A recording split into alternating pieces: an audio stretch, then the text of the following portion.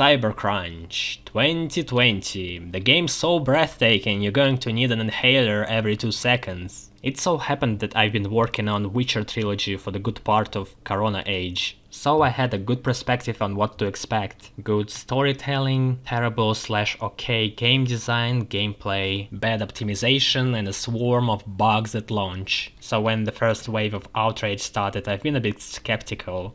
Those goddamn crybabies never saw a glitch in their lives. But when I finally got to it, I've been positively surprised to what extent the negative traits of CD Projekt have degraded. So let's start with glitches to get them out of the way. You might feel a little discomfort at first.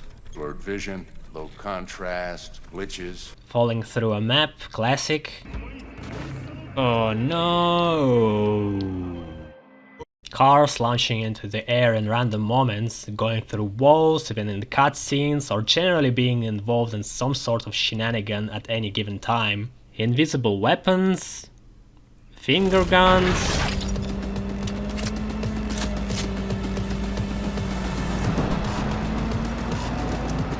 One of my personal worst is acceleration glitch.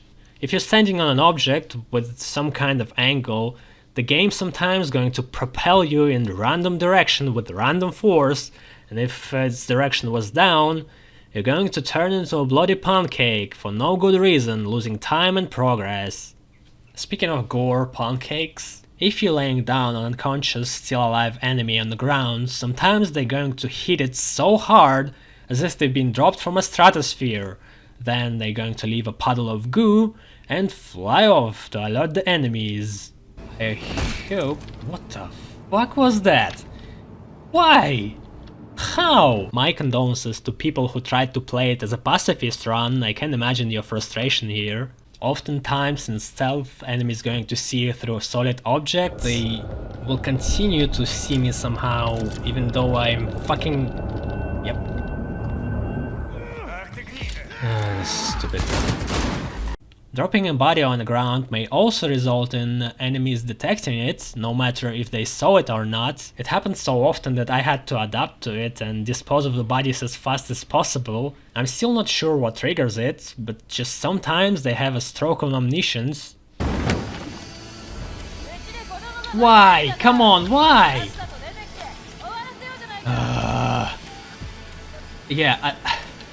Well, this one was just extremely annoying. Come on, nobody here, nobody, not a single soul, nobody even like downstairs. He didn't even creep through a floor. Nobody even near the fucking walls. How?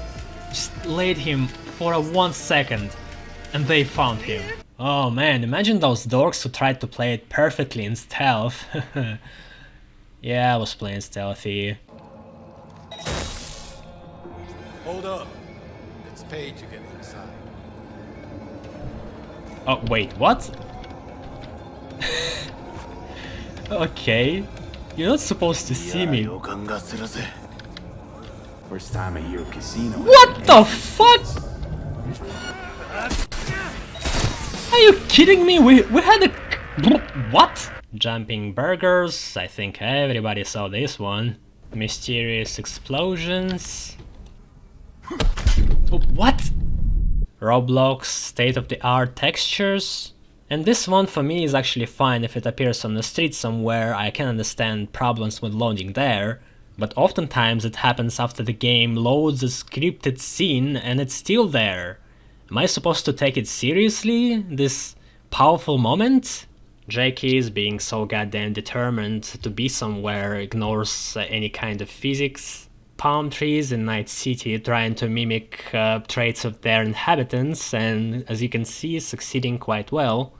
Actually, here for a moment I couldn't tell if it was a glitch or it was intentional holographic palm tree. That's another thing about Cyberpunk. At points you can't even be certain if what's happening to you is a glitch or a designer's choice. The game is already absolutely riddled in them. If you haven't noticed the glitch in half an hour, you either so got used to it that you have ignored it, or you just witnessed a miracle. And then they show you glitches they took an active effort to create as an aesthetic choice, as if it wasn't enough already. And to add another layer, artificial glitches glitching out themselves, like that malfunctioning effect on screen getting stuck forever until you reload.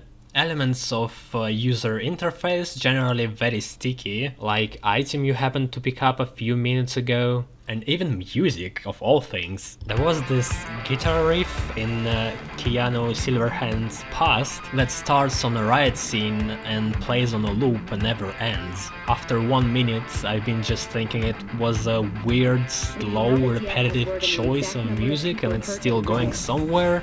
But when Arasaka Tower theme started playing on the background, I've realized that, oh yeah, it's a glitch. Reload! Sometimes the opposite thing happens when sounds do not load, or who knows, maybe they don't even exist. What the fuck?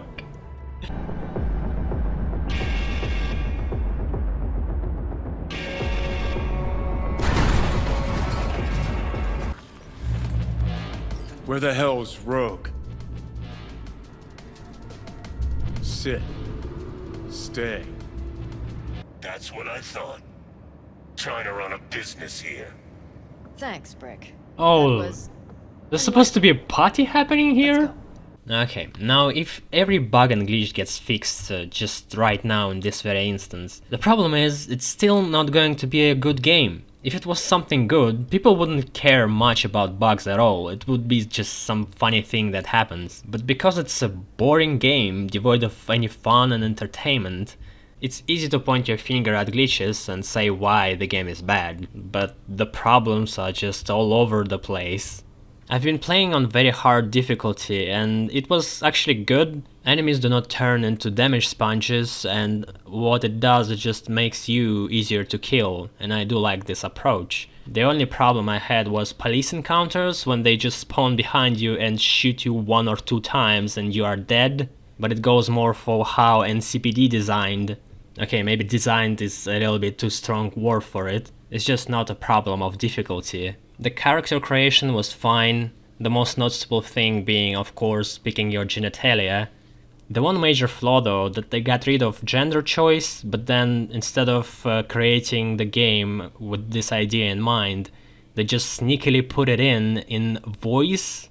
For example, if you created someone who looks like a woman, but then added a man's voice, everyone going to misgender her for the rest of the game. And the most annoying thing, it doesn't say anywhere that choosing a voice is the same as choosing your gender. Picking your past is a good idea in concept, but they really didn't do much with it. As a corpo, you go to your boss, he tells you to assassinate his superior, then you go to a bar to talk with Jackie, some suits show up, tell you they know everything and now you are exiled, and that's it. No conclusion, no satisfying resolution, just a bunch of pointless chatter.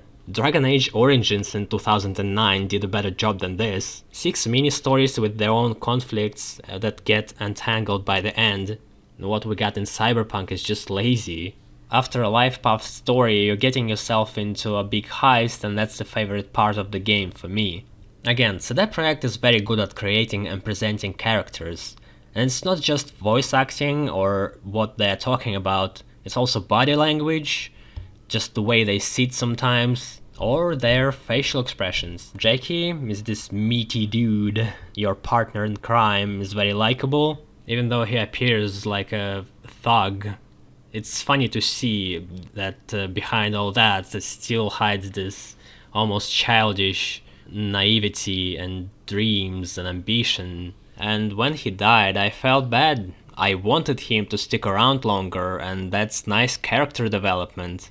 Of course, if you ignore the fact that nobody wants to even use medicine that V has in his inventory, or the fact that Delamain doesn't have emergency brakes for critical situations. We have a preset destination, we can't go into hospital. Come on, that's bullshit. Brain dance sequences, dragging this part out, or any part they appear in, it was terrible idea all around. You're just floating in this blurry pixelated environment and point on highlighted objects and hear either V commenting on that or other characters, and that's it. I kinda wanted to compare them to point and click games from the 90s, but there you actually had puzzles to solve. Here you have absolutely nothing from gameplay perspective.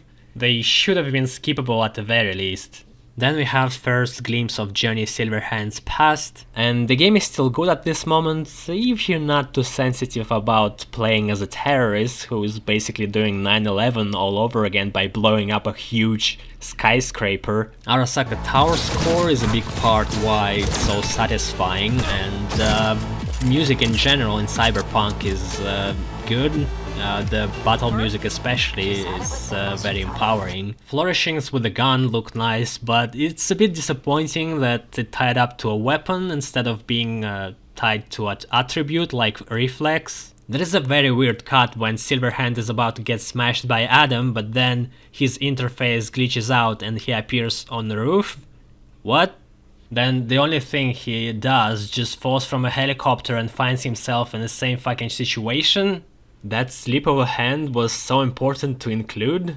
After V gets resurrected and now he learns that he's now possessed by Keanu Reeves, and that's pretty much where the game starts. Here I decided to explore the world and clear all side missions I had on my map, and hoo boy, what a huge mistake that was. If you look at the map, you might get tricked into thinking that this game has a lot to offer, when in reality it's completely littered with pointless missions that look all the same. And CPD jobs, where a bunch of goons stand around guarding loot chests with the writing piece slapped onto it. Missions called gigs are slightly more refined, but they always follow the same formula. You go into some place, infiltrate it, find someone specific to kill, or hack a computer, or steal something, and go out. And if you played one type of a job, you basically played them all. They are completely forgettable and unconnected, and it amazes me how much effort was put into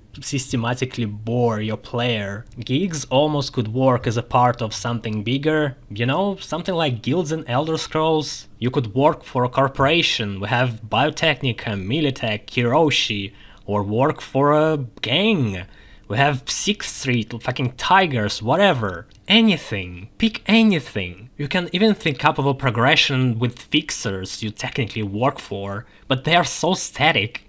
Every district has one tied to them, but nothing happens with fixers throughout the game. They might as well be NPCs from MMORPG.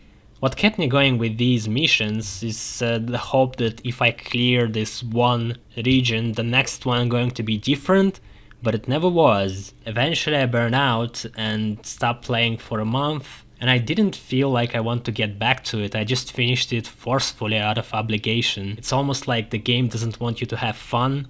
They don't really have mini-games, which is surprising to me. They've created Gwent in Witcher and it was so successful they made another separate game based on it. You would think they would learn that people like seeing more interesting mini-games. Even Solus Corporation or AI that has vague idea about human taste can understand connection there. There are fighting and racing that could be considered as minigames, though they are not repeatable and designed as chains of quests. They also made in my favorite fashion of it technically works, so fuck off. In races, when you are in the first place, cars spawn behind you. You can literally see them crashing, exploding, flying into the air.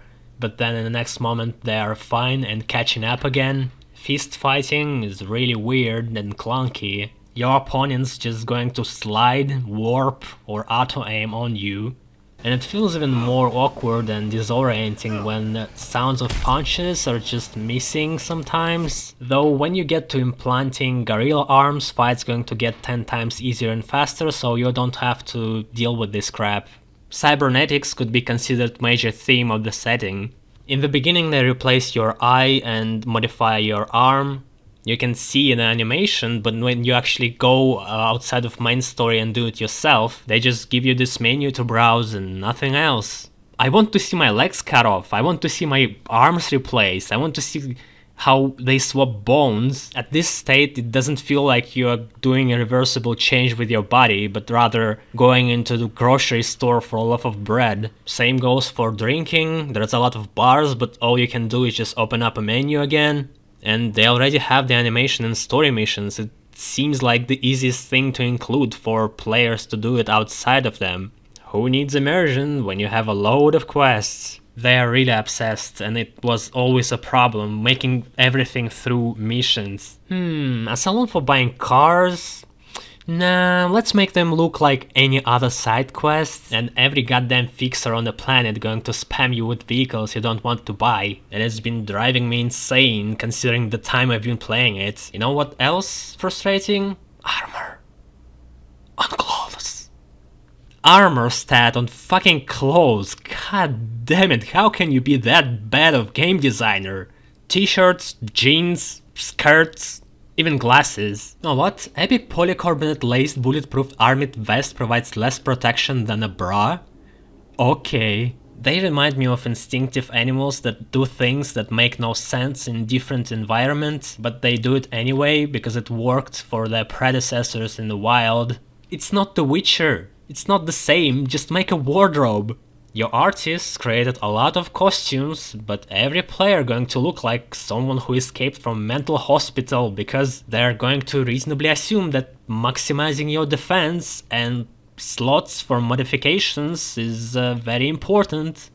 Okay, one of the saving graces of this game is map design. It's impressive, it has a lot of details, a lot of personality. It had an effect on me. When you go outside of city and see enormous mountains of garbage, you see a shoreline completely covered in trash bags. It's a really exaggerated future, it's never going to happen, but looks very impressive. Also, setting is really sexualized, and this I could see turning into reality at some point in the future. It has a liberating feeling, and I do like they didn't shy away from it for the sake of censorship and marketability. Oh wait, they did. For some reason they cover your private parts whenever you're outside of inventory. Almost made a compliment there. Thanks Cyberpunk for stopping me, you never fail to disappoint. Now, if you ask me where all creativity went, I, without hesitating, would say it went into the ads. Without joking, the ads in this game were hilarious, and they were like rays of sunshine in this dreary place. They always constructed with the idea of provoking you or making some comedy or commentary, and usually it goes like, hey, look what this place turned into. But at the same time, you can feel if those commercials were real, they would sell like crazy. They would be very effective. The main story, I have enjoyed it, and if I ever to recommend this game, it would be only for the main plot and the side missions that sprout from it with key characters. It drags in the middle a little bit, and they take their time with dialogues, but it's never embarrassing considering they have a somewhat serious tone most of the time. It has a good split in the end and surprisingly not underdeveloped. I've played through 5 different endings and they were around 2 hours long. They are different experiences and I think they did a good job on this. Even though endings are not consequences of your actions and rather you just choose the ending you want. But I still think they made it varied, distinctive and long enough to be impressive. My original ending was probably the worst one you could do. I've decided to go with Hanako and ditch Johnny, and they successfully extracted him from V's head, but V is dying anyway because Chip rewrote a lot of DNA and now his body thinks that his brain is foreign body and attacking it, I guess. And it happens in every ending, V is not going to live long. But here you have only 2 choices, you either just go to Earth and die in 6 months, or become an Ingram yourself, like Silverhand. And I've chosen immortality, of course, with the hope that I could possess someone's body in the future. It just looked really sad and pathetic. My favorite ending would be when V gives up his body to Johnny and decides to stay in cyberspace as a form of a ghost. I mean, if he's going to die anyway, this is probably the best one, because he's free here, at least. And it's interesting to see Johnny struggling, living in a body he didn't want to. For the rest of the life he will feel like shit, with a constant reminder of a fuck up and be sacrificed in the form of his own body. What's up with the eyes? And it was Cyberpunk. Disappointing game with a lot of quality elements, but no soul to drive them home. Insultingly underdeveloped and glitched out to the core. It took me 132 hours to complete and I give it 45 out of 100. Might go higher when all glitches are fixed to 50 or 55, but for now...